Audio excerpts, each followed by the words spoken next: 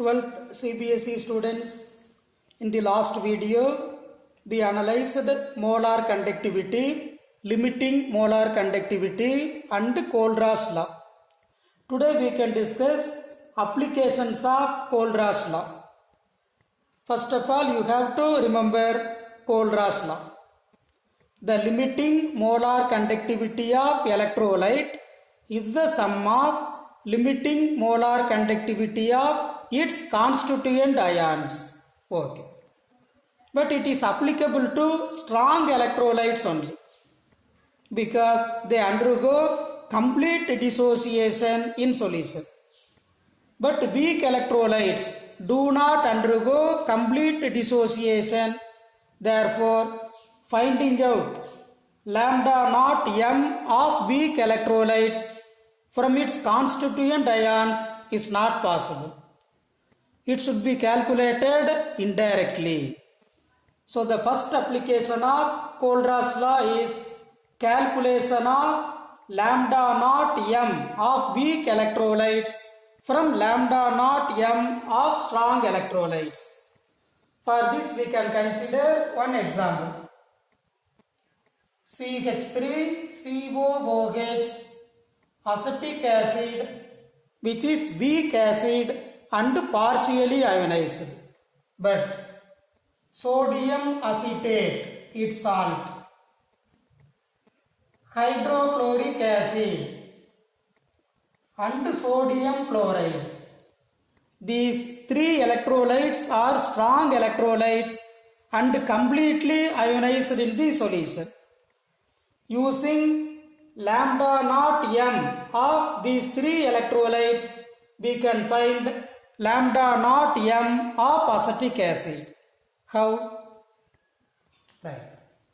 Consider first one, CH3COONA is completely dissociated into acetate ion and sodium cation, equation 1. Second, HCl dissociates into H plus and Cl minus, equation 2. Third, NaCl forms Na plus and Cl minus, equation 3. Now, equation 1 plus equation 2 minus equation 3. Lambda naught m of sodium acetate plus lambda naught m of HCl minus lambda naught m of sodium chloride on the left side, which is equal to lambda naught CH3COO minus plus lambda naught Na plus lambda naught H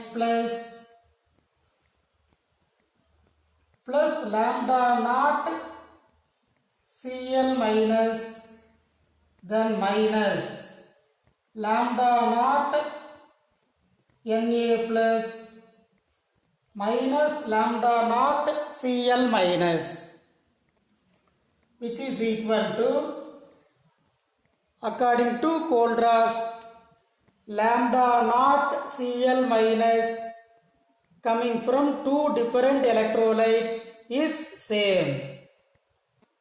In the same way, lambda naught of Na plus. So these two can be cancelled. Finally, we will get lambda naught CH3COO minus plus lambda naught H plus, which is nothing but lambda naught m of acetic acid. So limiting molar conductivity of acetic acid can be calculated from limiting molar conductivity of sodium acetate, hydrochloric acid and NaCl. These three values are fixed or constants. So it is the main application of Kohlraasch law. Now second one, calculation of degree of dissociation of weak electrolytes and the value of dissociation constant. You know the formula for degree of dissociation, which is nothing but number of moles dissociated divided by total number of moles taken initially.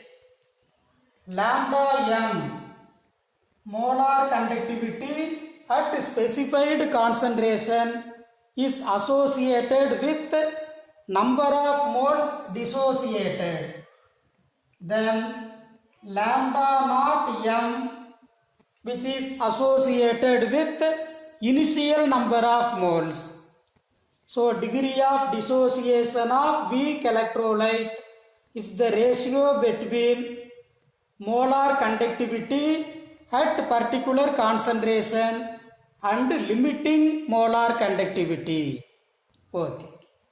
Second one, dissociation constant, which is K is equal to alpha square C divided by 1 minus alpha. This formula was given by Oswald. You studied this formula in ionic equilibrium. Okay. Now we can substitute the value of alpha. Here alpha square. So lambda m square divided by lambda naught m square into C divided by 1 minus lambda m divided by lambda naught m, which is equal to lambda square m C divided by lambda naught m square within bracket lambda naught m minus lambda m divided by lambda naught m. Is it okay? Right. Here lambda naught m square, lambda naught m. So 1 lambda naught m can be cancelled. So finally we will get K is equal to lambda m square into C divided by lambda naught m into lambda naught m minus lambda m. So the dissociation constant can be calculated from molar conductivity, limiting molar conductivity and concentration. It is second application of Kohlraasch law. Okay. So today we analyzed two important applications of Kohlraasch law. Any doubt you can ask me. Okay. Thank you.